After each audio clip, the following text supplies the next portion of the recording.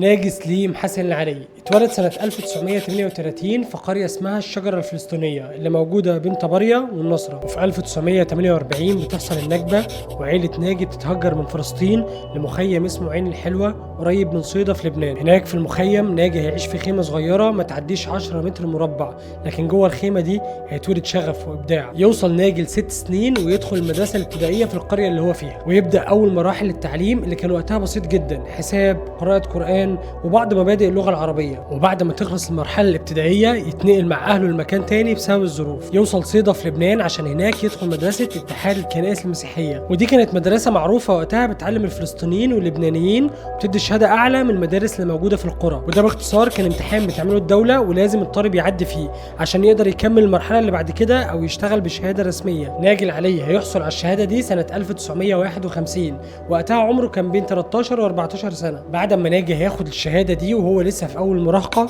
كانش عنده وقت ولا رفاهية إنه يقعد ويستنى إن المستقبل هو اللي يجيله، وده لأن ظروف المخيم كانت صعبة وظروف أهله كمان، وكانوا محتاجين أي إيد تساعد. ومن هنا ناجي يبدأ يشتغل في قطف الزيتون، يشيل السلة ويقطف الزيتون من الشجر ويمشي بيه المسافات طويلة. الشغل كان مرهق بس علم ناجي معنى الكدح وإن رغيف العيش ليه تمن. وأوقات تانية كان بيشتغل في ورش صناعية بسيطة حوالين صيدا. لكن في سنة